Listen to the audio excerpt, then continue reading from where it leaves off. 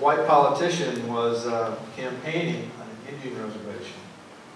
And all the people were assembled in the council hall to hear this politician's speech. The politician had worked up to his finality, and the crowd was getting more and more excited. I promised better educational opportunities for Native Americans. And the crowd went wild, shouting, "Hoya! Hoya!" The politician was a bit puzzled by the native word. However, he was encouraged by their enthusiasm, so he continued on.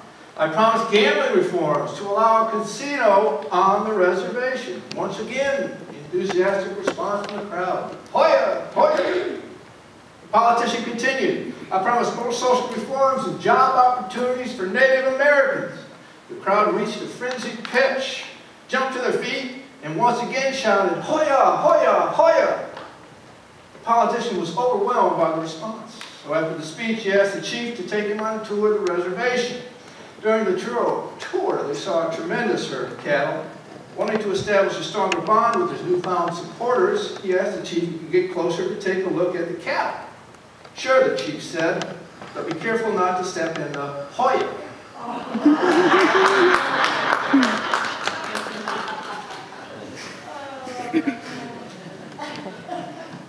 Both our readings today talk about welcoming the alien among us. And on the whole, we white Christians have not been particularly welcoming to the aliens among us. We consider how white people have treated Native Americans, for example. It's no wonder our politician received the response he did when the last of the Indian battles, wars, whatever you want to call it, concluded in 1890 with the massacre of Wounded Knee. There were approximately 250,000 Indians, Native Americans, left in the United States. According to the best estimates, back in 1620, when the Pilgrims landed at Plymouth Rock, there were between 3 and 4 million Indians here in the United States. Systematic method of genocide. Of course, we treat African Americans much the same.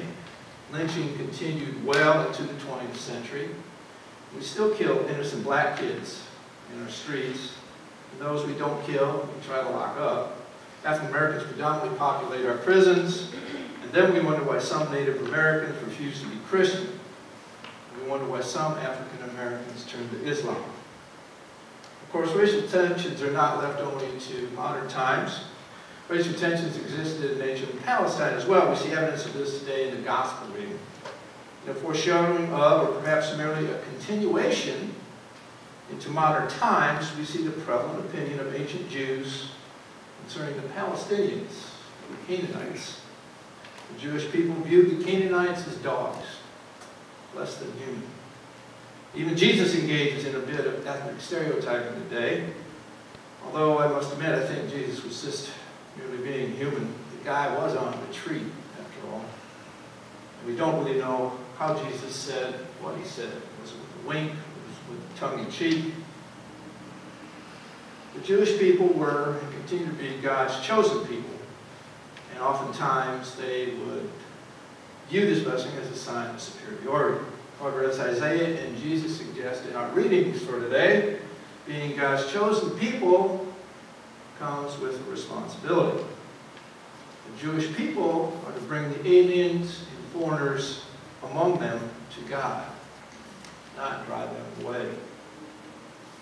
As Gentiles, we too are heirs to this same heritage. We're not Jewish. Therefore, in biblical times, we too would have been viewed as dogs. One point of our gospel reading is that God feeds everyone, even the dogs. And while non-Jews may only receive the crumbs, it is more than enough to feed us and bring us close to our God. So we Christians share in this chosenness of the Jewish people. We share in that chosenness through Jesus. The God of Jesus is the God of Israel. And we as Gentiles experience this God through Jesus as a representative of the Jewish people. The roots of Christianity are very deep in Judaism. Of course, just like with Native Americans and African Americans, our treatment of the Jews down through history has been, well, despicable. The height, or should I rather say the depths, of that treatment occurred during the Holocaust. During that time, the Christian church showed a great deal of courage. Not. The Roman Catholic Church said nothing. The Protestant church in Germany went along with Hitler's plans. Exactly, sterling examples of courage. So I wonder how much we really accept that the Jewish God is our God. It seems that we have co-opted the Jewish God of our own and distanced ourselves from our Jewish roots. This despite the fact that the most holy of our books, the Bible, is predominantly a Jewish text. As part of the chosen people, we are also called to bring all people to the Jewish God. The way we do that is through the teaching of the first century Jewish rabbi, Jesus of Nazareth. Jesus tells us to go and make disciples of all the world. And we haven't done such a hot job of that. The biggest reason is that the biggest reason to me is the way that we tend to treat people who are different from us. Christianity, while it started in the Middle East, primarily due to Paul, was primarily in its early years European in nature. And as we know, at least in the mid-20th century, Europeans view themselves as superior to people of other races. And of course, since we were superior, that meant that our religion was superior as well. Jesus' command to make disciples is how we justified our imperialistic tendencies. Jesus converted people, though, through minds and hearts. Jesus healed people. He also made very few demands on those he did heal. He didn't hit them over the head. Well, he wouldn't hit them over the head with the Bible. He might hit them over the head with a scroll, but he didn't hit them over the head with a scroll like some of our early missionaries did. He didn't tie healing to belief in any religious tradition. We recently read about feeding 5,000. Said at the time, he never stopped to check to see if everybody was Jewish, if everybody was straight, if anybody had a job. He didn't say the only way that I'll feed you is if you think like I do. He didn't say the only way that I'll heal you is if you become Jewish. And in today's scripture, he actually healed someone who was clearly not Jewish, and for that matter, not Christian as well. So we wonder why the whole world isn't Christian when we treat the alien among us as if they were less than. Jesus told us to make disciples of the world, and got to drop the stick on that. Our less than compassionate attempts at evangelism down through the years is yet another reason why we cannot condemn those who are not Christian. The amazing thing to me really is that there are so many Native Americans and African Americans who are Christian. We have missed an opportunity in much of our evangelistic efforts over the centuries. Isaiah tells the Jews to treat the alien among them as they would one of their own. How often do we do this? This is not just a Christian opportunity, though. I'm sure that we have to think that the Jews didn't do such a great job with this as well, since God had to tell them to do it. So understanding the other, understanding the alien among us, is a human opportunity. The Bible is written as a document.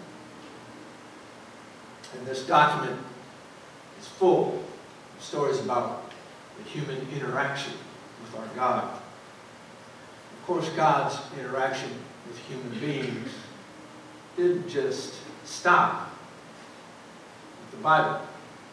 God continues to interact with each one of us today. So we and our other human beings have stories to tell about our interaction with God. We, all of us, are living documents, much like the Bible. We have stories to tell about how God has interacted with us. And, as So does everyone who's a stranger among us. The crux of our problem with welcoming aliens is that we don't really let them tell their story before we judge. We just judge. When we see someone different from us on their appearances, or social class, or gender, or age, or sexuality, or even in the way they think, we tend not to see a child of God. We tend to see just someone who is different. Different is threatening. It threatens because it challenges us. It threatens us because of the stereotypes we build up surrounding different ethnic groups. It challenges our own ideas, the status quo. It may make us broaden our ideas of God, who God is. It means we might actually change our view of humanity. And change is tough on us all. So for the most part, we stop at that point. We take a look at the person, we classify them, put them into a group, good, bad, maybe, that kind of thing. We judge the book by its cover. We rarely give ourselves the chance to get to know the living document that lies between those covers. And that is to our disadvantage. But if we give the living document a chance to tell her or his story, we will find that more points of commonality than difference. We will see that they too are a child of God. They too have their story of struggle in the world. We have to, though, open the cover. We have to give the living document a chance to tell us the story. Listening to the story will take time. Time, though, is something, of course, that we think is in short supply. So it's much easier just to judge a book by its cover and move on. Do you suppose a police officer in Ferguson, Missouri would have shot and killed Michael Brown if he had taken the time to simply talk to the young man instead of judging him by skin color and age? In reality, all y'all are aliens to me. So all human beings are in a way aliens. We are all different from one another in one shape or form. We can never know another human being as well as we can know ourselves. We can never know what the other person is thinking or motivates them. We just can't know that. I know Jan thinks she can with me, but what we can